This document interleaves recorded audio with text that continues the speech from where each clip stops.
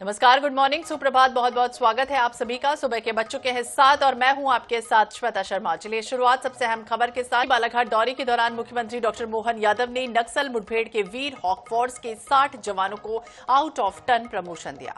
साथ ही 100 करोड़ से अधिक के विकास कार्यों का लोकार्पण और भूमि पूजन भी किया गया। इसके अलावा जिले में अब तक हुई नक्सली गतिविधियों पर आधारित प्रदर्शनी का अवलोकन किया गया। देखिए रिपोर्ट। मुख्यमंत्री डॉक्टर मोहन यादव ने सोमवार को बालाघाट के दौरे के दौरान सबसे पहले शहीद स्मारक पहुंचकर वीर शहीदों को श्रद्धांजलि अर्पित की। इसके बाद मुख्यमंत्री ने जिले में अब तक हुई नक्सली गतिविधियों पर आधारित प्रदर्शनी का अवलोकन किया। जिले में आयोजित साहसिक अभियान कार्यक्रम में हॉक फोर्स के 60 जवानों को आउट ऑफ टर्न पदोन्नति प्रदान की गई। कार्यक्रम में हॉक फोर्स के वीर जवानों का सम्मान किया गया। वही 100 करोड़ 90 लाख रुपए के विकास कार्यों का भूमि पूजन और लोकार्पण भी किया गया। इस दौरान मुख्यमंत्री डॉक्टर मोहन यादव ने ये कहा कि पुलिस ने प्रभावशाली अभियान चलाकर नक्सलियों को घुटने टेकने पर मजबूर कर दिया और प्रदेश से लाल सलाम को आखिरी सलाम किया है। नक्सल उन्मूलन में हॉक फोर्स के वीर जवानों की भूमिका अभिनंदनीय है। मुझे गर्व है कि हमारे जवानों ने अपनी शहादत देते हुए एक तरह से असंभव काम को संभव करके दिखाया। लेकिन हम में से तो आज यहाँ देख रहे थे जब प्रदर्शनी के दरमियान तो कई सारे पुलिस के जवान अधिकारी, उनके पिता, किसी के परिवारजन, कोई साथी बिछड़ गए और वो दूसरी पीढ़ी आ गई। लेकिन उनकी हौसले की परिपूर्ति हमारे इस संकल्प से होती है कि गर्व से कह सकते कि हाँ, मध्य प्रदेश की धरती पर अब कोई नक्सलवादी बचा नहीं है। हमें इस बात का संतोष और इस बात का गर्व है। मुझे इस बात की प्रसन्नता है हमारी सरकार ने सभी दलों की सीमाओं से ऊपर उठ करके एक असंभव से असंभव लगने वाले काम को संभव करके दिखाया। ये उसका प्रतिपूर्ति है, ये उसका परिणाम है, ये उसका पारितोषिक। बालाघाट जिले में करोड़ों रुपयों के विकास कार्यों की सौगात भी मुख्यमंत्री ने दी। इस दौरान ISO मानकों के अनुसार तैयार बालाघाट जिले के 32 पुलिस स्टेशनों और अन्य शासकीय कार्यालयों का रिमोट से लोकार्पण किया। मुख्यमंत्री ने प्रमोशन पाने वाले जवानों के साथ भोजन भी किया। Bureau report, INS 24/7 Bhopal.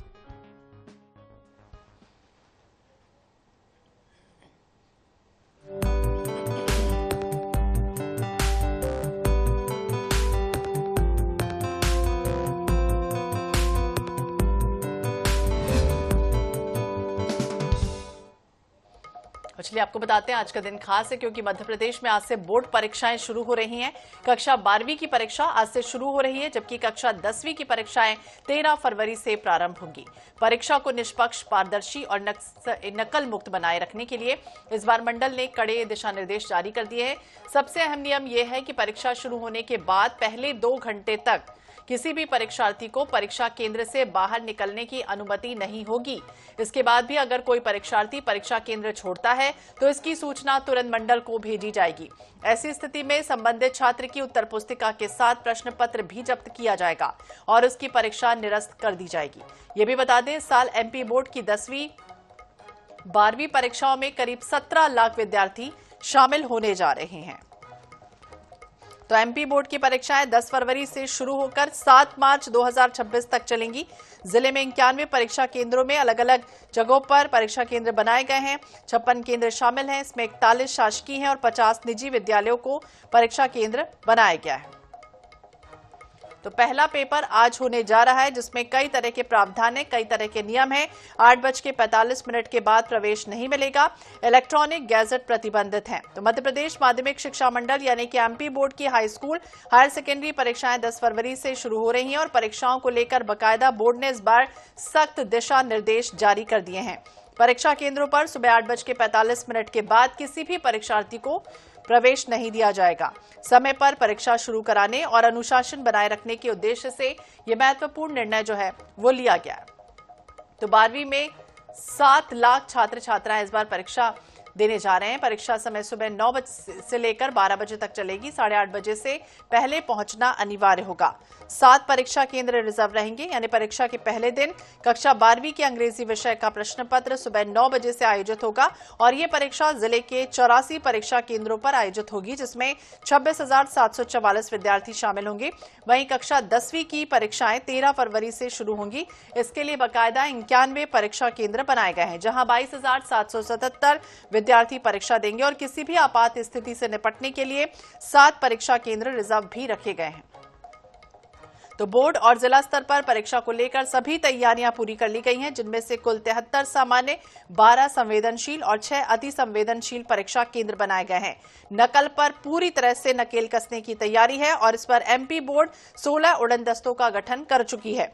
इन दलों में जिला प्रशासन, बोर्ड और स्कूल शिक्षा विभाग के अधिकारी शामिल है, जो लगातार परीक्षा केंद्रों का निरीक्षण करेंगे।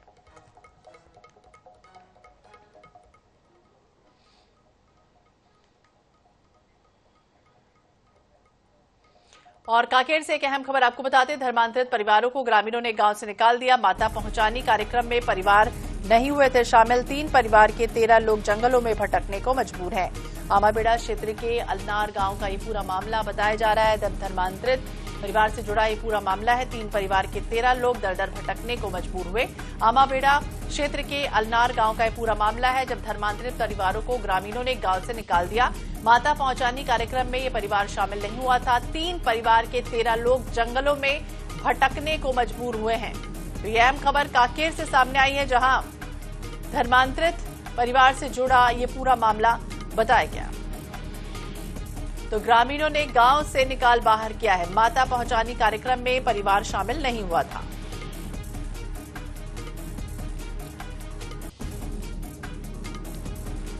भोपाल से एक खबर, जहां किन्नर डेरों में धर्मांतरण का दावा। किन्नर सुरैया हाजी पर दबाव बनाने का आरोप है। हिंदू किन्नरों को बनाया जा रहा है मुसलमान। धर्म परिवर्तन करने पर, मना करने पर इस तरह से मारपीट तक की गई। तो यह अहम खबर आपको बता दें, जहां ये पूरा मामला देखिए, विशेष धर्म बनाने की कोशिश की जा रही थी और फिर जब नहीं मानी ये किन्नर, तो उसके बाद मारपीट की गई।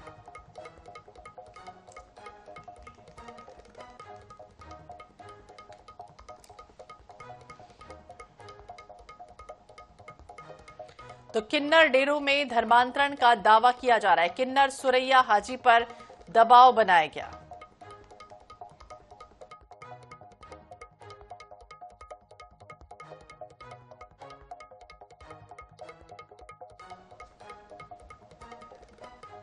तो भोपाल से तस्वीरें सामने आई हैं। किन्नर डेरों में धर्मांतरण का दावा किया गया है। किन्नर सुरैया हाजी पर दबाव बनाया गया।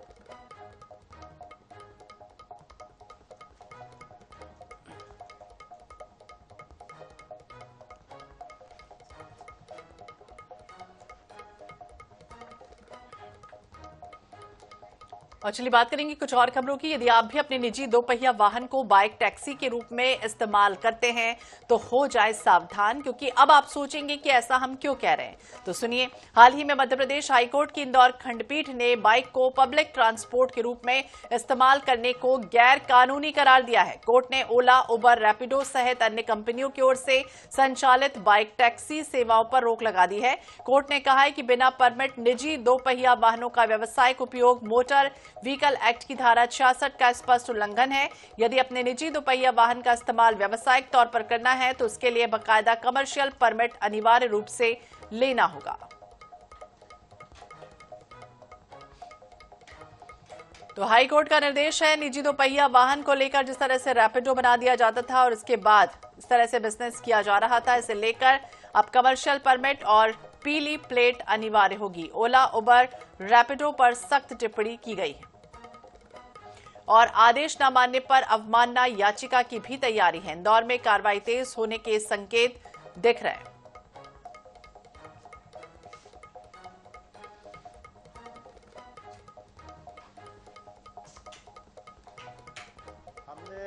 मुख्यतः जब पिटीशन लगाई थी उसमें जितने भी ई कॉमर्स संबंधी कंपनियां उन सबको पार्टी बनाया था और साथ में ये जो सुझाव था कि इन लोगों के इनको नोटिस किया जाए और इनको अपना पक्ष रखने के लिए कहा जाए ताकि उनको ये माध्यम हो कि उनके जो फॉर्म में एक क्लॉज हो ताकि इसमें रजिस्ट्रेशन अनिवार्य है। जबकि अभी जो आपके माध्यम से मुझे पता लगा है कि उनके इसमें एक क्लॉज नहीं है, जबकि मोटर व्हीकल एक्ट इवन जो सेंट्रल गवर्नमेंट की गाइडलाइन है जो हमने न्यायालय के समक्ष प्रस्तुत की है उसमें स्पष्ट दिशा निर्देश है कि जितनी भी वाहन उनके कंपनी में इन्वॉल्व होंगे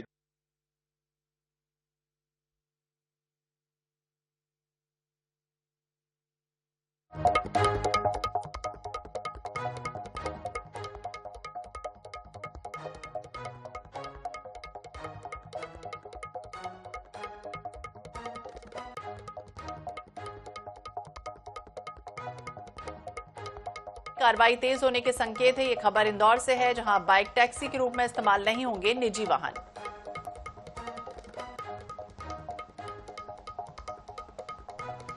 और जससागर की देहरी ग्राम पंचायत में मुख्य सड़क पर लंबे समय से पानी की समस्या है और भराव की समस्या है, गंदे पानी की समस्या है और ये समस्या विशेष रूप से स्कूल जाने वाले बच्चों और मंदिर जाने वालों के लिए मुश्किलें पैदा कर रही है। बच्चे गंदे पानी से बचते हुए स्कूल जाते हैं, जो स्वास्थ्य के लिहाज से बेहद चिंताजनक है। फिलहाल ग्रामीणों की शिकायत पर एसडीएम ने शीघ्र ही समाधान का आश्वासन दे दिया।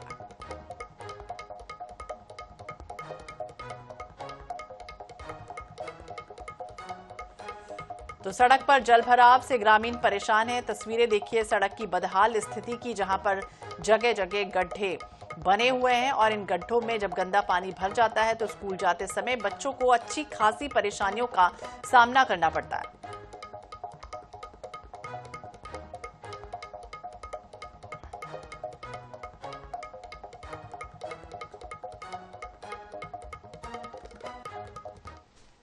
पानी के इतिहास से कम 20 गांव के लोग बाग निकलते हैं। पानी की देखो आप जी रोड पर नल जल योजना जो पीएम के चल रहा घर घर नल, उसकी भी नाली खुद उसमें क्या सीमेंट डाला जेट पड़ा है, देख लीजिए आप। तो नाली वगैरह नहीं है यहाँ पे? नाली है ही नहीं है कहीं, देखा आप खुद स्वयं देख सकते कहाँ है, कहीं नहीं। कब से समस्या हो रही है? ये तो काफी समय से है। अभी बीना विधायक निर्मला सप्रे द्वारा गांव को गोकुल धाम का दर्जा दिया गया है और उसके देखने के बाद भी यहाँ गंदगी की कोई साफ सफाई नहीं है, ना नाली है ना कुछ है और सभी पानी भर रहा है यहाँ पे। या 1 साल से लगभग समस्या है। वाहन गिरते हैं, बच्चों पास में स्कूल है, 100 मीटर के अंदर बच्चे निकलते हैं, गंदे हो जाते हैं, कुछ लोग बच्चे गिर भी जाते हैं कुछ, पर कोई सुनवाई नहीं है। गंदगी आप देख ही सकते हैं। और चलिए बात करेंगे ग्वालियर से एक अहम खबर की, जहां पुलिस ने एक नाबालिग चोर को पकड़ा है जिसने स्कूटर पर रखे बैग से 3,80,000 रुपए चुरा लिए। पुलिस ने आरोपी के पास से 3.53 लाख रुपए नगद, एक महंगा मोबाइल, बैग और जरूरी दस्तावेज बरामद किए हैं। माधोगंज थाना क्षेत्र के कृष्णा कुमार दोहरे ने शिकायत की कि सब्जी खरीदते समय स्कूटी की सीट पर रखा हुआ बैग अचानक चोरी हो गया। फुटेज में नाबालिग बैग लेकर भागता हुआ दिखा, जिसके आधार पर पुलिस ने उसे सागर ताल रोड से पकड़ लिया।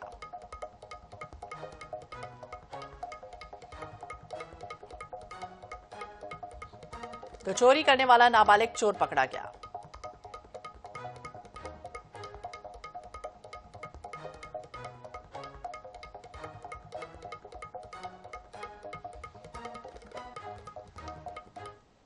तो इनके पास अपनी व्यवसाय के कुछ लगभग 3,80,000 रुपये इनकी डिग्गी में रखे थे। किसी व्यक्ति द्वारा जब ये सब्जी लेने लगे तो उनको उसका बैग चुरा कर ले जाया गया। इसमें अपराध पंजीबद्ध कर विवेचना में लिया गया था। थाना माधवगंज ने तो उसमें तुरंत कार्रवाई करते हुए सीसीटीवी फुटेज और अन्य मुखबिर तंत्र के आधार पर, तकनीकी साक्ष्यों के आधार पर इसमें एक व्यक्ति जो कि नाबालिग है, इससे यह बैग जब्त किया है और इसमें प्रकरण में इसके द्वारा एक घटना की गई थी।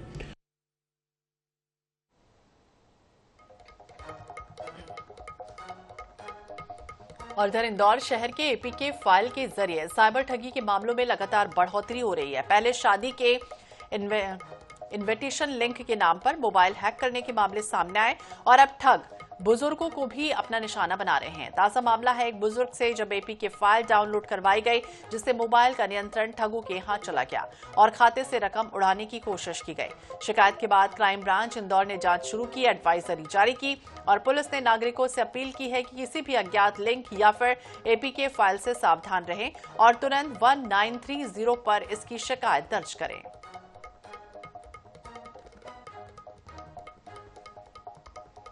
तो ये एक तरह क्राइम ब्रांच में की शिकायत आ रही है जिसमें कि लोगों के पास एपी का फाइल आ रही, अननोन नंबर से एक एपी का फाइल आती है, उसमें लिखा हुआ था कि 8वें वेतनमान के लागू होने के बाद आपकी तनख्वाह कितनी बढ़ेगी। तो इस पर से लोग उसको एपी के अननोन नंबर से जो एपी का फाइल आती है उसको डाउनलोड कर लेते हैं और कहीं ना कहीं से उनका मोबाइल हैक हो जाता है। जैसा कि मैंने बताया, इस तरह की शिकायत आ रही है क्योंकि एकदम क्राइम ब्रांच लगातार साइबर क्राइम को लेकर जैसे ही कोई शिकायत आती है उसमें तत्काल उसमें एडवाइस जारी करता है जिससे अधिक से अधिक लोगों तक ये जानकारी पहुंच सके, जिससे कि वो भी घटना का शिकार न हो। और इधर ग्वालियर के सिटी सेंटर इलाके से खबर सामने आई है, जहां इंडिगो एयरलाइंस की पूर्व महिला कर्मचारी के साथ दुष्कर्म का एक मामला सामने आया। आरोप यह है कि महिला के दोस्त के परिचित ने शराब के नशे में इस वारदात को अंजाम दिया।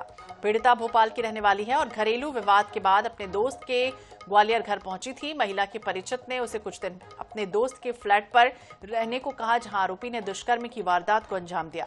इस घटना के बाद से आरोपी फरार है। फिलहाल ग्वालियर पुलिस मामले की जांच में जुटी है।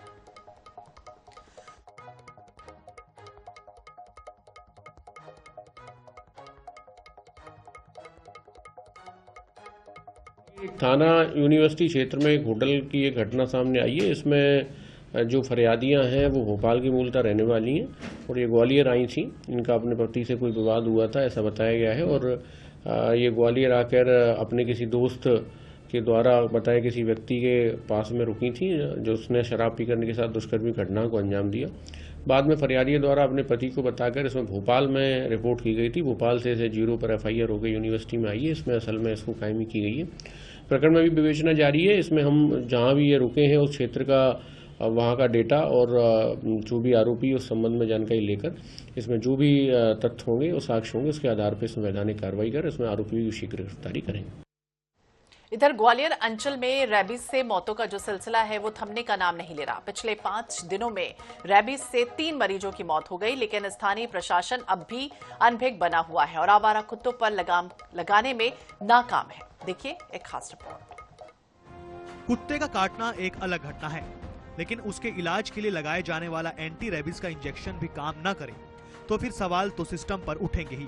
दतिया के मासूम बच्चे की कुत्ते के काटने के बाद वैक्सीन का इंजेक्शन लगने के बाद भी मौत हो गई, तो उसके पिता का सवाल एक यक्ष प्रश्न के समान है। पिता का कहना है इंजेक्शन लगे तो रैबीज कैसे हो गया। ये तो एक मामला है। ऐसे ही पिछले 5 दिनों में रैबीज से जो 3 मौतें हुई हैं, उन तीनों मामलों में एक समान बात, देरी, अव्यवस्था और लापरवाही सामने आई है।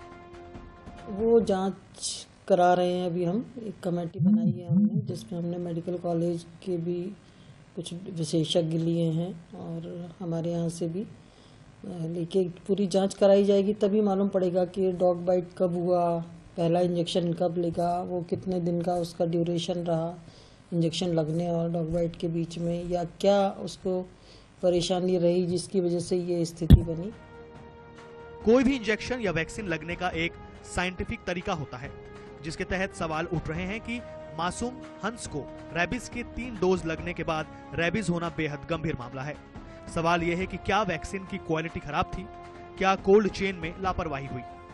बाइट के बाद में काफी गैप हुआ होगा, उसके बाद लगी होगी, या जो वैक्सीन लगा है उसकी कोल्ड चेन प्रॉपरली मेंटेन नहीं की गई होगी, ये कारण हो सकता है। और अगर एक्टिव और पैसिव दोनों लगाए गए हैं तो या प्रॉपर डोज नहीं लगी है या कोल्ड चेन मेंटेन नहीं है, ये संभावना है, या टेक्निक प्रॉपर नहीं है। इस घटनाक्रम पर एक्सपर्ट का कहना है कि रैबीज घातक वायरल बीमारी है जो संक्रमित कुत्ते, बिल्ली या अन्य जानवर के काटने, खरोंच या लार के घाव में जाने से फैलती है।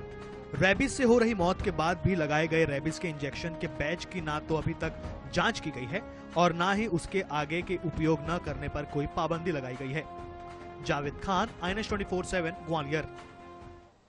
और खबरों का सिलसिला लगातार जारी है। वक्त एक छोटे से ब्रेक का है, फौरन लौटेंगे।